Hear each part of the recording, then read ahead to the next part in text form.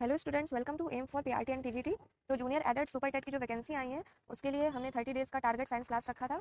ठीक है, तो अब उसका आज क्लास का पहला दिन है, तो अपनी क्लास स्टार्ट करते हैं। आज मैं इस क्लास में कुछ हैंडमेड नोट्स लेकर के आई हूँ जो अलग अलग बुक से मैंने छांटे हैं, जो भी मुझे इंपॉर्टेंट पॉइंट्स लगे हैं। तो आप इसको प्लीज़ ध्यान से पढ़िएगा और सिर्फ लिखा हुआ नहीं, क्योंकि लिखा हुआ के साथ साथ जो मैं आपको डिटेल बता रही हूँ उसको भी नोट डाउन कर लीजिए या दोबारा वीडियो देखिए ताकि वो आपके दिमाग में अच्छे से फीड हो जाए।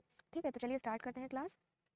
तो सबसे पहले क्योंकि आपके टॉपिक में जैसे आप देख सकते हैं आपका लिखा हुआ है कि खोज से रिलेटेड क्वेश्चन आने और दैनिक जीवन में जो विज्ञान है उससे रिलेटेड क्वेश्चन आने हैं। ठीक है, तो ये साइंस का पहला टॉपिक है जो आपका खोज और दैनिक जीवन में विज्ञान से रिलेटेड है। ठीक, तो उसमें हम महत्वपूर्ण खोज देख रहे हैं पहले। आप चाहे तो अपने सिलेबस में अंडरलाइन या टिक कर सकते हैं। तो खोज में यहाँ पे देख सकते हैं जो इंपॉर्टेंट खोज है, एस रामानुजम। ठीक है, खोज या जो भी योगदान दिया है इन साइंटिस्ट ने विज्ञान के क्षेत्र में उसके बारे में इन्होंने दिया है संख्या सिद्धांत, एस रामानुजम का है संख्या सिद्धांत। एस एन बोस इन्होंने क्वांटम मैकेनिक्स और गॉड पार्टिकल के बारे में बताया। मेघनाथ साहा इन्होंने तापीय आयनीकरण और साहा समीकरण भी कहा जाता है इसको। ठीक है, टी आर शेषाद्री इन्होंने ऑर्गेनिक केमिस्ट्री और औषधि विज्ञान में योगदान दिया। डॉक्टर होमी जहांगीर बाबा इन्होंने परमाणु और कॉस्मिक विकिरण के बारे में बताया। विक्रम साराभाई इन्होंने अंतरिक्ष अनुसंधान में जो है योगदान दिया। इसके बाद नेक्स्ट है डॉक्टर हरगोविंद खुराना इन्होंने आनुवंशिकी कोड की स्थापना की। डॉक्टर सुब्रमण्यम चंद्रशेखर इन्होंने खगोल विज्ञान में अपना योगदान दिया। कल्पना चावला इन्होंने अंतरिक्ष विज्ञान के बारे में बताया। अलेक्जेंडर ग्राहम बेल इन्होंने टेलीफोन की खोज की। एल्बर्ट आइंस्टीन जो है इन्होंने फाइटो इलेक्ट्रिक इफेक्ट की खोज की। वीडियो हिंदी इंग्लिश दोनों में है। जो चीज़ें इंग्लिश में इंपॉर्टेंट है मैंने उनको इंग्लिश में कंक्लूड किया है और जो चीज़ें हिंदी में आपको जानी चाहिए उनको हिंदी में कंक्लूड किया है। ठीक है, कुछ चीज़ें हैं जिनको आपको इंग्लिश में ही पढ़ना जरूरी है। फिर है रासायनिक उर्वरक के बारे में आ सकते हैं। इनमें से कौन सा रासायनिक उर्वरक है? तो रासायनिक उर्वरक है यूरिया, फॉस्फेट, पोटैश, उन्नत बीज और कीटनाशक, याद रखना है। ठीक है, अच्छा यहाँ पे खोज में एक चीज़ और मैं आपको बता दूं, यहाँ पे लिखी नहीं है। जगदीश चंद्र बोस हैं, जेसी बोस। इन्होंने क्या किया है, ये भी बहुत इंपॉर्टेंट है, इन्होंने पौधों में संवेदनशीलता के बारे में बताया है। ठीक है, कि पौधे भी क्या होते हैं, संवेदनशील होते हैं। कैसे होते हैं? जैसे छुई मुई का पौधा देखा है, उसको छूते तो क्या होता है, उसकी पत्तियां झुक जाती हैं, सिकुड़ जाती हैं। ठीक है, तो इससे पता चलता है कि पौधे क्या होते हैं, संवेदनशील होते हैं। जगदीश चंद्र बोस है वो बहुत ही पहुंचे हुए वैज्ञानिक थे।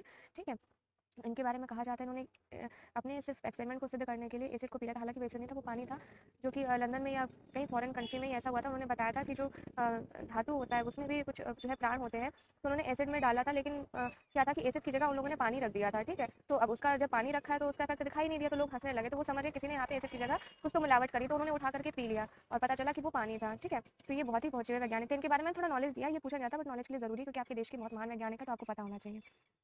इसके बाद एजुसेट। एजुसेट क्या है? तो दूर क्षेत्रों में जो छात्र हैं, दूर क्षेत्रों में जो छात्र हैं, अंतरराष्ट्रीय और राष्ट्रीय जो योग्य शिक्षा के उनसे गुणवत्तापरक शिक्षकों के लिए ये एजुकेटेड एक कृत्रिम शैक्षणिक उपग्रह का निर्माण किया। चरक कौन थे? तो ये जड़ी बूटी चिकित्सक थे, बहुत महान चिकित्सक थे। और सुश्रुत ये बहुत महान चिकित्सक थे, शल्य चिकित्सक। ठीक है, आर्यभट्ट ने पाई का मान लगभग 3.414 बताया था और श्रीधराचार्य वर्ग समीकरण का हल देने वाले भी ये पहले गणितज्ञ थे। इसके अलावा शून्य की खोज भी या जीरो की खोज भी आर्यभट्ट ने की थी।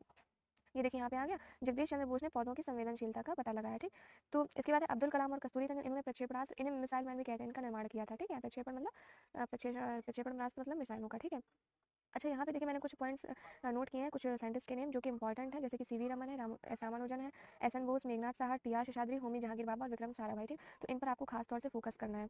ठीक, अलग से भी अगर आप इनके बारे में पढ़ना चाहो तो पढ़ सकते हो, ये मतलब अच्छा। फिर इसके बाद चलते फॉरनर जो साइंटिस्ट हैं उनके बारे में देखते हैं, उनकी खोज या उनका जो विज्ञान में योगदान है। तो एडवर्ड जनर ने रोगों से रक्षा हेतु वैक्सीन का निर्माण किया। अलेक्जेंडर फ्लेमिंग ने पेंसिलिन की खोज की, इंपॉर्टेंट है।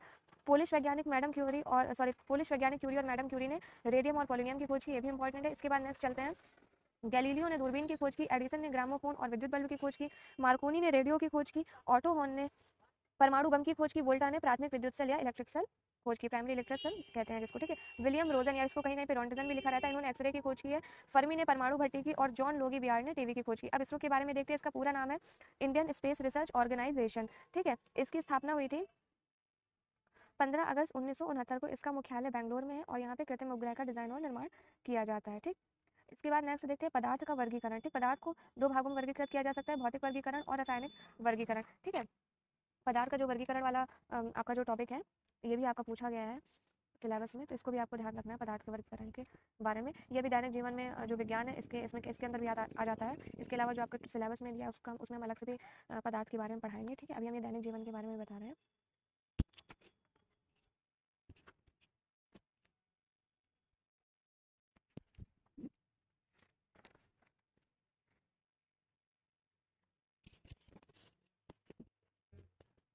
ठीक है, तो पदार्थों का वर्गीकरण दो प्रकार से होता है, तो भौतिक वर्गीकरण हो गया और रासायनिक वर्गीकरण हो गया। भौतिक में आ गया सॉलिड, लिक्विड और गैस, ठोस, द्रव और गैस। और रासायनिक में आ गया तत्व, यौगिक और मिश्रण। तत्व मतलब एलिमेंट, यौगिक मतलब कंपाउंड और मिश्रण यानी कि मिक्सचर हो गया। ठीक, अब यहाँ पर जो पदार्थ है इनका वर्गीकरण कुछ आधारों पर किया गया। विलेयता यानी कि वो जल में घुलनशील है किसी या नहीं है।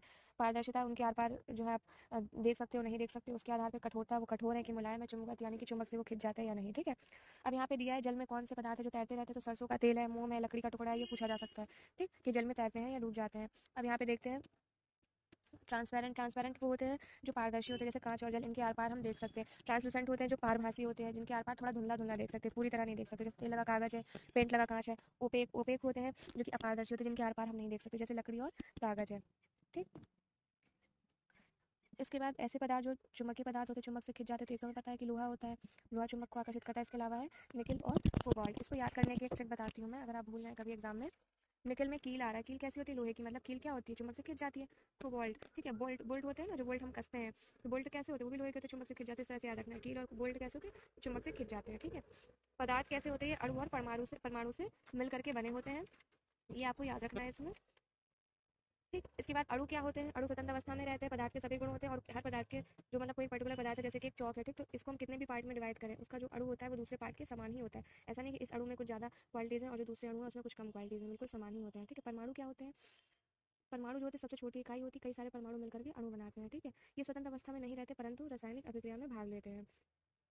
ठीक, अब इसके बाद क्या है, जो एक समान परमाणु के संयोग से बनते हैं, जैसे कि ऑक्सीजन है प्लस ऑक्सीजन है। ठीक, ओ है प्लस ये क्या बन गया O2 यानी कि ऑक्सीजन बन गया। ऑक्सीजन का एक मॉलिक्यूल प्लस दो मॉलिक्यूल ऑक्सीजन बन जाते हैं। और जो भिन्न परमाणुओं से बनते हैं जैसे कि H2 यानी कि हाइड्रोजन के दो अणु मिल गए और प्लस ऑक्सीजन का एक मिल गया तो मिलकर के H2O बन गया। ठीक है, इसके बाद डाल्टन है, इन्होंने परमाणु सिद्धांत दिया है। आधुनिक परमाणु सिद्धांत क्या मानता है कि परमाणु विभाज्य है, मतलब परमाणु के भी टुकड़े किए जा सकते हैं। जबकि पुराना जो परमाणु सिद्धांत है वो क्या मानता था कि सबसे छोटी इकाई ही परमाणु होती है, उसके भाज्य नहीं किए जा सकते। इलेक्ट्रॉन प्रोटॉन न्यूट्रॉन की खोज किसने की, तो इसको ईंट पर नाच फॉर्मूले से याद कर सकते हैं। ईंट मतलब इलेक्ट्रॉन की खोज थॉमसन ने करी, पर मतलब प्रोटॉन की खोज रदरफोर्ड ने करी, और नाच मतलब न्यूट्रॉन की खोज चैडविक ने करी है। तो अगर आपको ये चैनल पसंद आया है, ठीक, क्लास फर्स्ट में मैंने आपके काफ़ी इंपॉर्टेंट क्वेश्चन जो है कवर करा दिए हैं, और क्लास सेकंड के लिए कल देखते हैं नई वीडियो। लाइक करें चैनल को, शेयर करें, सब्सक्राइब करें, बेल आइकन को प्रेस कर दें, ज़्यादा दोस्तों में शेयर करें। ठीक है, और चैनल को सब्सक्राइब भी कर लें। आपकी रेगुलर 30 दिन की क्लास होगी और 30 दिन में मोर देन 40 क्वेश्चन आने का